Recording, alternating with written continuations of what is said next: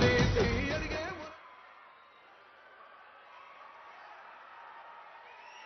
మిత్రులారా, ఈనాడు భద్రాద్రి కొత్తగూడెం జిల్లాలో doctor Manmohan Singh earth sciences university ప్రారంభోత్సవ కార్యక్రమాన్ని ఏర్పాటు చేసి నాతో పాటు ఈ కార్యక్రమానికి ముఖ్య అతిథులుగా మిత్రులు ఉప ముఖ్యమంత్రి వర్యులు బట్టి విక్రమార్క గారిని, జిల్లా ఇన్ఛార్జి మంత్రివర్యులు వాకిటి శ్రీహరి గారిని, అదేవిధంగా రెవెన్యూ శాఖ మంత్రివర్యులు మిత్రులు పొంగులేటి శ్రీనివాసరెడ్డి గారిని ఈ కార్యక్రమాన్ని పూర్తిగా బాధ్యత తీసుకొని అద్భుతంగా ఈ కార్యక్రమాన్ని ఏర్పాటు చేసిన మిత్రులు పెద్దలు, సహచర మంత్రివర్గ సభ్యులు తుమ్మల నాగేశ్వరరావు గారు, అదేవిధంగా పార్లమెంట్ సభ్యులు, శాసనసభ్యులు, శాసన మండలి సభ్యులు, వివిధ కార్పొరేషన్ల చైర్మన్లు, ప్రభుత్వ అధికారులు, ప్రాణ సమానులైన ప్రజాపాలన ఇందిరమ్మ రాజ్యం తీసుకొచ్చిన వేలాది మంది మా యువ మిత్రులందరికీ కూడా మనస్ఫూర్తిగా అభినందనలు, కృతజ్ఞతలు. మిత్రులారా, ఖమ్మం జిల్లా కాంగ్రెస్ పార్టీకి కంచుకోట. ఈ ఖమ్మం జిల్లా సంపూర్ణంగా ఆశీర్వదించి అండగా నిలబడడంతో పొత్తులో భాగంగా సిపిఐ శాసనసభ్యులు కూనంనేని సాంబశివరావు గారిని ఈ ప్రాంతం నుంచి ఎన్నిక చేయడం ద్వారా ఈ జిల్లా మొత్తము ఈనాటి ప్రభుత్వానికి అండగా నిలబడి ఆశీర్వదించి ముందుకు నడిపిస్తున్న 2 సంవత్సరాలు పూర్తి చేసుకున్న సంబరాలలో భాగంగా డాక్టర్ మన్మోహన్ సింగ్ గారు ఎర్త్ యూనివర్సిటీని ఈరోజు ప్రారంభోత్సవ కార్యక్రమాన్ని ఏర్పాటు చేసుకున్నాం. ఈనాడు తెలంగాణ సమాజానికి ఒక అంశాన్ని గుర్తు చేయవలసిన బాధ్యత నా మీద ఉన్నది. ఆనాడు ఈ ప్రాంతం కొత్తగూడెం థర్మల్ పవర్ స్టేషన్ కోసము వందలాది ఎకరాల భూముల్ని ఈ ప్రాంత రైతులు ఇస్తే ఆనాడు అందులో సిబ్బందిని ఈ ప్రాంతం వాళ్ళని కాకుండా ఇతర ప్రాంతాల వారికి అవకాశం ఇస్తే మొట్టమొదటి తెలంగాణ ఉద్యమానికి పునాదులు పడ్డది పాల్వంచ ప్రాంతంలో అని చెప్పి ఈనాడు మనం గుర్తు చేసుకోవాలి. ఈరోజు తెలంగాణ రాష్ట్ర సాధనకు స్ఫూర్తినిచ్చి 60 సంవత్సరాలు తెలంగాణ ఉద్యమం నడవడానికి కారణమైన ఈ పాల్వంచ ప్రాంతం, కొత్తగూడెం ప్రాంతం ఈనాడు తెలంగాణ రాష్ట్ర సాధన 60 సంవత్సరాల కలను ఆకాంక్షని నెరవేర్చిన ఆనాటి ప్రధానమంత్రి డాక్టర్ మన్మోహన్ సింగ్ గారి పేరును ఈ పాల్వంచ ప్రాంతం, కొత్తగూడెం ప్రాంతానికి పెట్టుకోవడం అంటే 60 సంవత్సరాల తెలంగాణ ప్రజల యొక్క ఆకాంక్ష నెరవేర్చిన డాక్టర్ మన్మోహన్ సింగ్ గారి పేరును ఈ యూనివర్సిటీకి పెట్టుకోవడం ఒక గొప్ప అవకాశం. మొట్టమొదట 69లో తెలంగాణ ఉద్యమానికి పునాది రాయబడ్డది ఇక్కడనే. 2004 నుంచి 2014 వరకు సంక్షోభంలో ఉన్న కేంద్ర ప్రభుత్వాన్ని బాధ్యత చేపట్టి సంక్షోభం నుంచి సంక్షేమం వైపు, అభివృద్ధి నుంచి ఆకాశమంత ఎత్తుకు ఎదగడానికి ప్రధానమంత్రిగా డాక్టర్ మన్మోహన్ సింగ్ గారు బాధ్యత చేపట్టినారు. వారు ప్రధానమంత్రిగా ఉన్నప్పుడే తెలంగాణ రాష్ట్ర ఏర్పాటు ప్రక్రియను పూర్తి చేసి ఈరోజు తెలంగాణ ప్రజల చిరకాల వాంఛను వారు నెరవేర్చారు. అందుకే డాక్టర్ మన్మోహన్ సింగ్ గారి పేరు భారతదేశంలో ఎక్కడ పెట్టక ముందే ఎర్త్ సైన్సెస్ భారతదేశంలో ఉన్న ఏకైక యూనివర్సిటీ, ఆ యూనివర్సిటీకి ఈనాడు మన్మోహన్ సింగ్ గారి పేరు మనం పెట్టుకున్నాం. యూనివర్సిటీ పనులను పూర్తి చేయడమే కాదు, తుమ్మల గారు ఒక మాట చెప్పిండ్రు, మాకు ఇరిగేషన్ ప్రాజెక్టులు పూర్తి చేయాలని.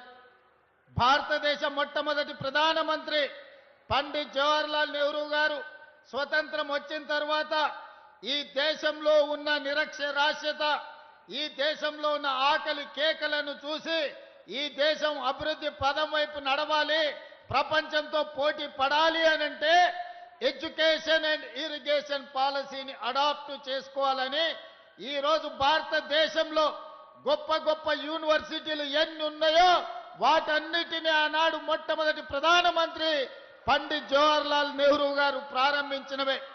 అవే కాదు, ఈ రోజు ఈ దేశంలో వ్యవసాయం అభివృద్ధి చెందడానికి ఆకలి కేకల నుంచి ఈనాడు ప్రతి వాడికి అన్నం అందించే స్థాయికి దేశంలోనే అత్యధికంగా ఆహార ఉత్పత్తి ధాన్యాలను ఈ రోజు మనం అందిస్తున్నామంటే బాక్రానంగల్ నుంచి నాగార్జున సాగర్ వరకు, శ్రీశైలం నుంచి శ్రీరామ్ సాగర్ వరకు ఇరిగేషన్ ప్రాజెక్టులను ఆనాటి ప్రధానమంత్రి పండిత్ జవహర్లాల్ నెహ్రూ గారే మనకు ఆనాడు ప్రసాదించారు.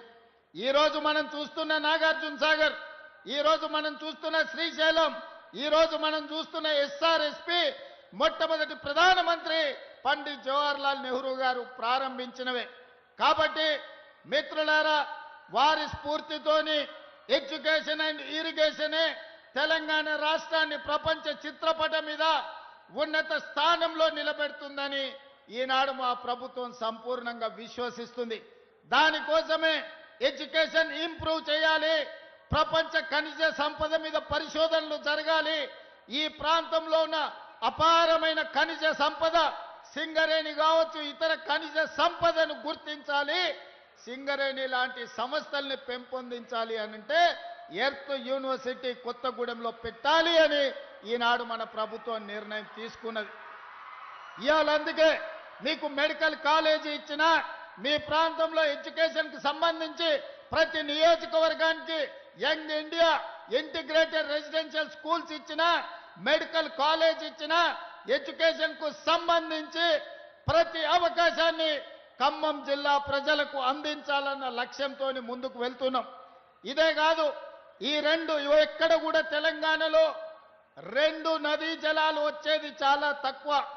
ఒక పక్కన కృష్ణా నది జలాలు, రెండో పక్కన గోదావరి జలాలతో ఖమ్మము బీళ్లు తడవాలి, ఖమ్మం జిల్లాలో పంటలు పండాలి, సిరులు కురవాలి అని మీ ప్రాంత ప్రాజెక్టులను పూర్తి చేయాలి అని మన ప్రభుత్వం నిర్ణయం తీసుకున్నది.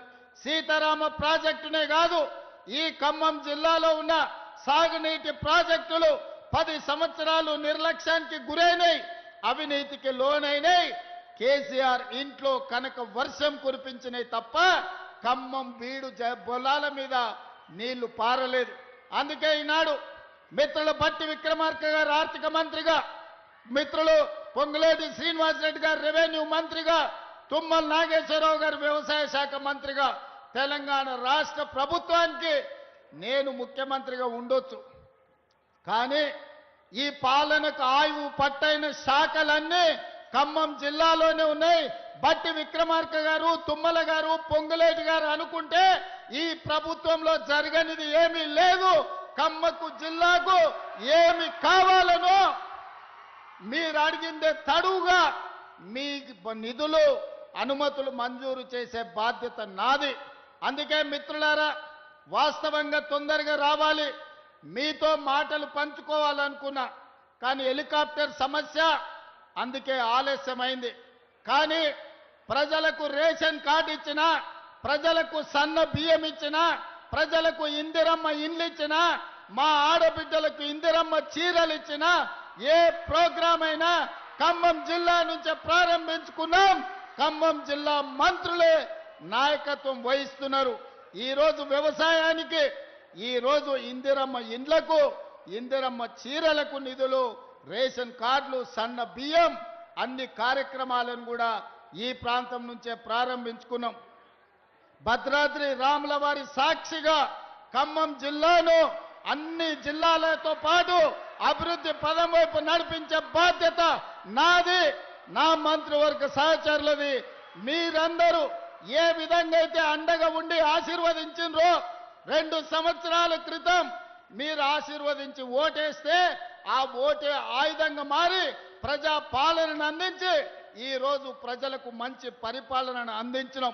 మంచి ప్రభుత్వం ఉంటే ప్రజలకు ఇందిరమ్మ ఇండ్లు వస్తాయి, ప్రజలకు సన్న బియ్యం వస్తాయి, ప్రజలకు ఉచిత కరెంట్ వస్తుంది, ప్రజలకు రేషన్ కార్డులు వస్తాయి.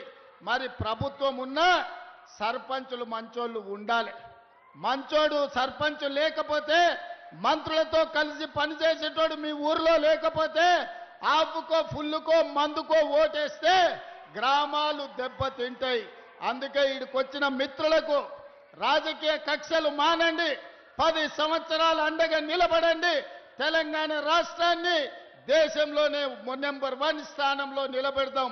రాబోయే సర్పంచ్ ఎన్నికల్లో తుమ్మల గారితో, భట్టి గారితో, పొంగులేటి గారితో కలిసి రాష్ట్రాన్ని అభివృద్ధి చేసి గ్రామాలను అభివృద్ధి పదం వైపు నడిపించే వాళ్ళను సర్పంచులుగా ఎన్నుకోవాల్సిందిగా మళ్ళీ వస్తా. పూర్తి స్థాయిలో చర్చించుకుందాం. మిమ్మల్ని అందరినీ కలుస్తా. సమయాభావం వల్ల మా వాళ్ళు చిట్టీలు ఇస్తున్నారు. హెలికాప్టర్ అర్జెంటుగా ఎగరాలి, ఢిల్లీకి వెళ్ళాలి. ఢిల్లీలో రాహుల్ గాంధీ, మల్లికార్జున్ ఖర్గే, ప్రధానమంత్రి నరేంద్ర మోడీ గారిని తెలంగాణ విజయోత్సవాల గురించి, తెలంగాణ సంబరాలు 8, 9 తారీఖు నాడు తెలంగాణ రైజింగ్ గ్లోబల్ సమ్మిట్ గురించి ఆహ్వాన పత్రికలు ఇచ్చి రాష్ట్రానికి సంబంధించిన అనుమతులు అడగడానికి ఢిల్లీ ప్రయాణం చేస్తున్నాం. కాబట్టి మిత్రులారా, మన్నించి సెలవు ఇవ్వాల్సిందిగా మళ్ళొక్కసారి మీ దగ్గరికి వస్తా. ఖమ్మం జిల్లాను చూసినప్పుడు నా గుండెల్లో సంతోషం ఉంటుంది. ఎన్నిసార్లు వచ్చినా అదే ఉత్సాహంతోని, అదే ఊపుతోని మీరు అండగా నిలబడుతున్నారు. మీ ఉత్సాహాన్ని ఊపిరిగా తీసుకొని తెలంగాణ రాష్ట్రాన్ని అగ్రభాగాన నిలబెడతా అని తెలియజేస్తూ మీ అందరి దగ్గర సెలవు తీసుకుంటున్నా. ధన్యవాదాలు మిత్రులారా.